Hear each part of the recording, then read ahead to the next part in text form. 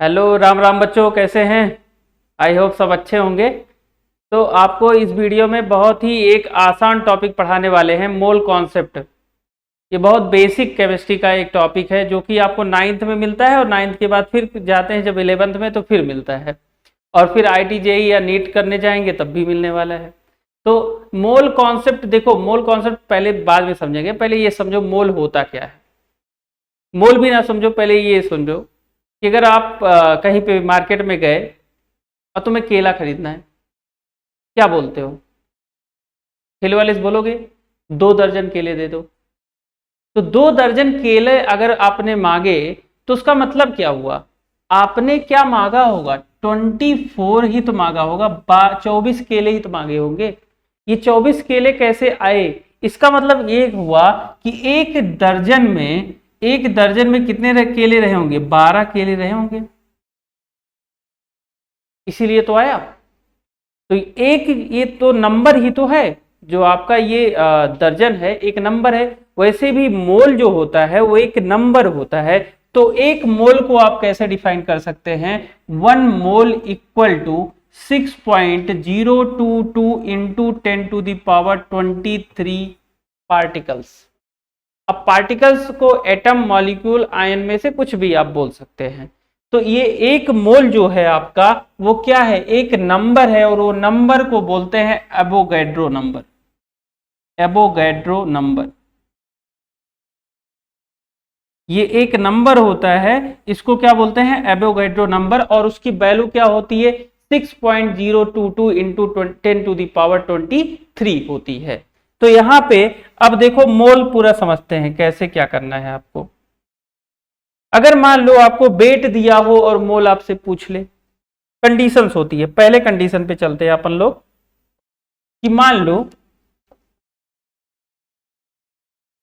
Wait given है और मोल चाहिए, तो फॉर्मूला लगाएंगे mole equal to weight by atomic weight या molecular weight. Weight by atomic weight और मॉलिकुलर वेट, ऐसा भी बोल सकते हैं, वेट बाई मोलर मास। ये फॉर्मूला अप्लाई कर सकते हैं। मोल को यहां पे n से डिनोट करते हैं, तो n इक्वल टू हो जाएगा W बाई m। पहला फॉर्मूला क्या बन गया? n equal to W by m।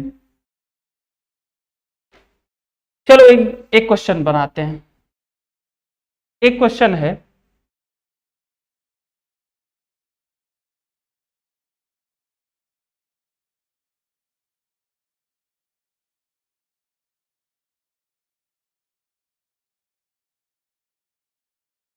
Question में लेते हैं 40 gram of NaOH। Simple question लिया हमने, 40 ग्राम ऑफ NaOH। अगर 40 ग्राम NaOH है तो आपसे पूछ लिया कि यहाँ पे कितने नंबर ऑफ मोल्स होंगे। तो एक काम करो, आप सबसे पहले NaOH का मोलर मास निकाल लो, और मोलर मास Na का होता है 23, ऑक्सीजन का होता है 16 और हाइड्रोजन का 1। तो यहाँ पे ऐड करेंगे तो 23 प्लस 16 39 प्लस 1 कितना हो गया? 40। तो यहाँ पे लिखेंगे n equal to W by m। W है 40 और m भी है कितना? 40। तो आंसर कितना हो गया? 1 मोल हो गया।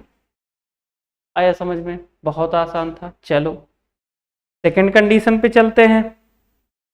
सेकंड कंडीशन क्या बोल रहा है यहाँ पे? सेकंड कंडीशन में अगर आपसे पूछे नंबर ऑफ पार्टिकल्स बताओ, नंबर ऑफ पार्टिकल्स, तो नंबर ऑफ पार्टिकल्स अगर फाइंड आउट करना है तो यहां पे फॉर्मूला अप्लाई करेंगे। Number of particles capital N से अगर यहां पे डिनोट करें,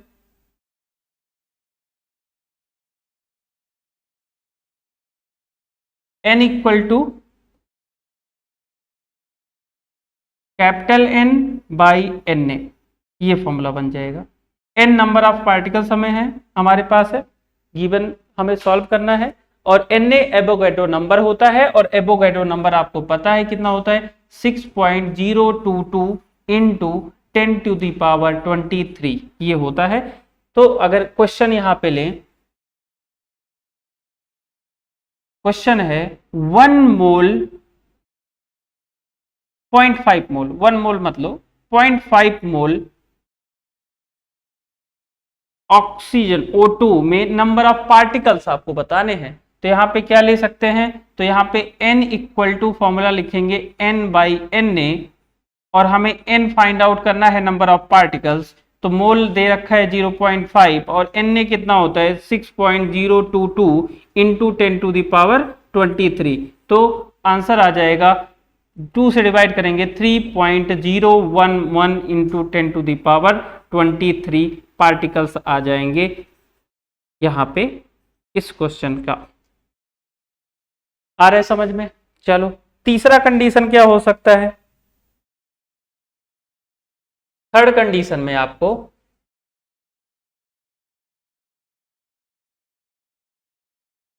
वॉल्यूम ऑफ गैस पूछ सकता है एट एसटीपी और एनटीपी। ध्यान समझना, एसटीपी और एनटीपी, ये है स्टैंडर्ड टेम्परेचर प्रेशर और ये है नॉर्मल टेम्परेचर प्रेशर। तो यहां पे स्टैंडर्ड में क्या लेंगे आप? स्टैंडर्ड में लेंगे 0 डिग्री सेल्सियस और 273 केल्विन। टेम्परेचर होगा यही 0 डिग्री सेल्सियस और 273 केल्विन टेम्परेचर आपका। प्रेशर यहां पे होगा 1 बार। यहां पे नॉर्मल टेम्परेचर प्रेशर है तो नॉर्मल में टेम्परेचर ले लेंगे 25 डिग्री सेल्सियस और 298 केल्विन, और प्रेशर वही रखेंगे 1 बार। तो वॉल्यूम देखिए, वॉल्यूम यहां पे आता है 22.7 लीटर के, और यहां पे वॉल्यूम आएगा 22.4 लीटर के।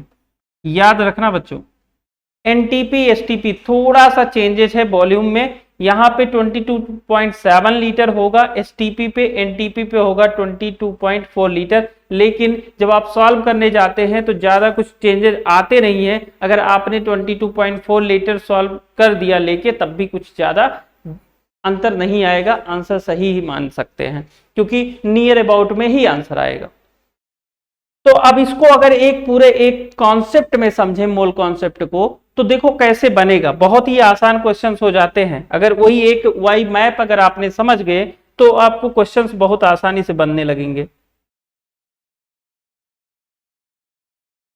देखो कैसे क्या कर रहे हैं।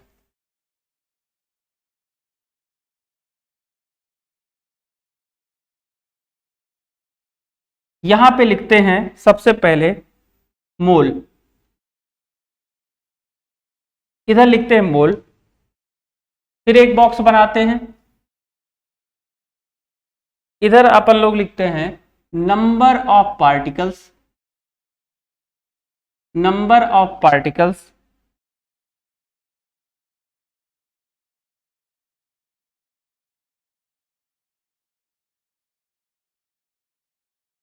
पार्टिकल क्या हो सकते हैं? एटम, मॉलिक्यूल और आयन, इन तीनों में से कुछ भी ले सकते हैं। इधर लिखते हैं मास,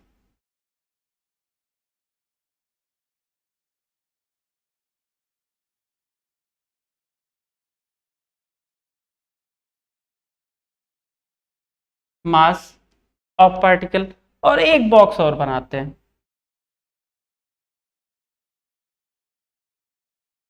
वॉल्यूम।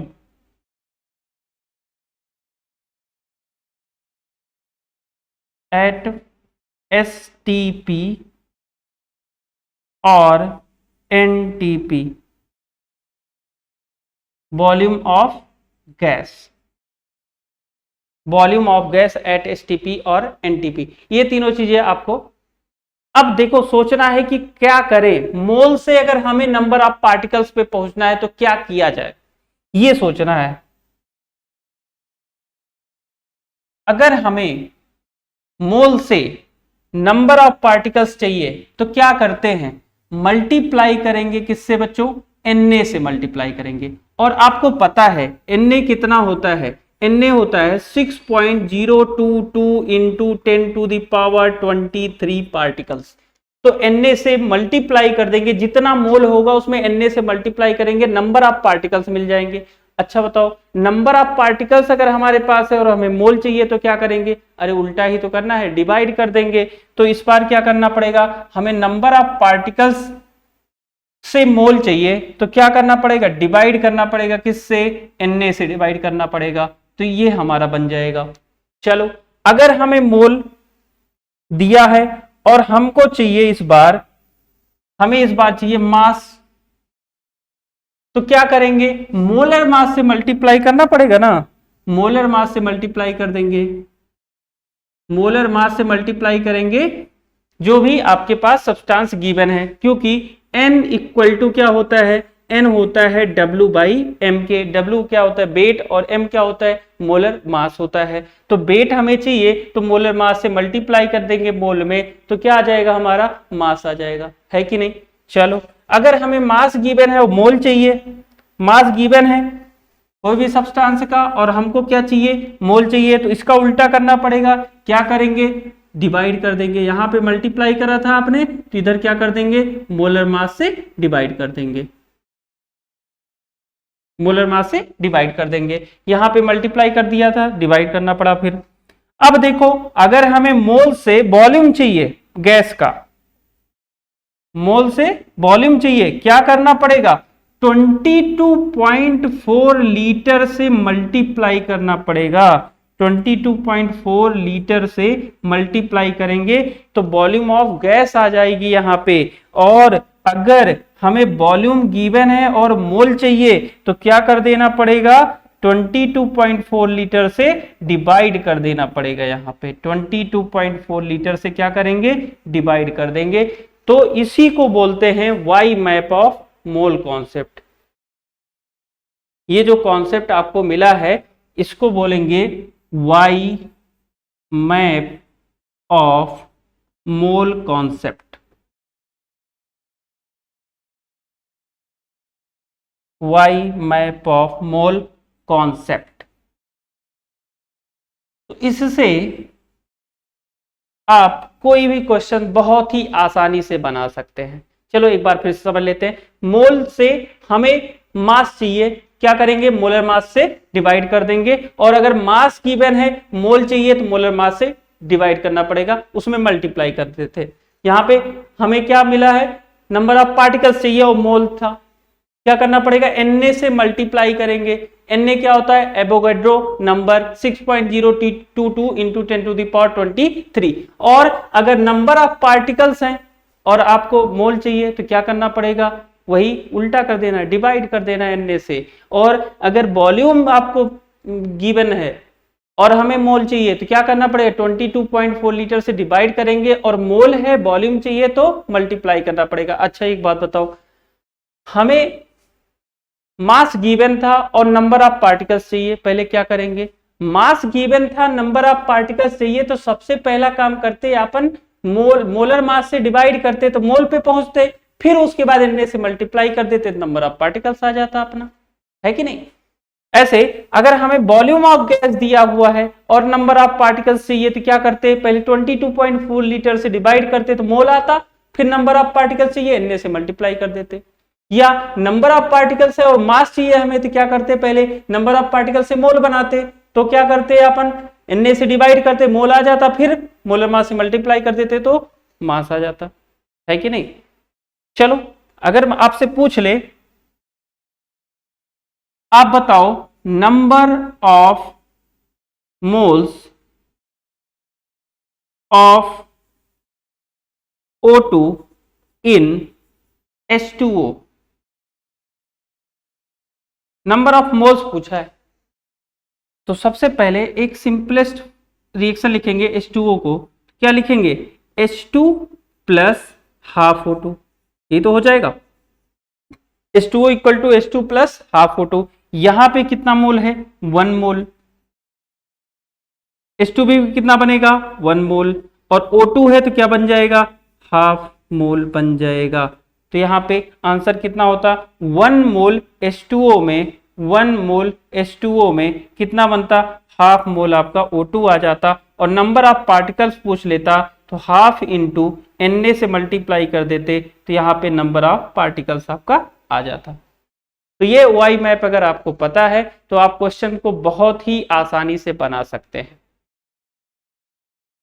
समझ में आ गया? तो YouTube चैनल पे आप नए नए हैं तो सब्सक्राइब कर दो, कंजूसी मत करो यार, क्योंकि अभी नया नया चैनल है, आगे ग्रो करेगा तो और भी अच्छे से और भी वीडियोज आते रहेंगे, हमारा भी मन लगता रहेगा इसमें। तो पहले सब्सक्राइब करो और लाइक करो और शेयर करो।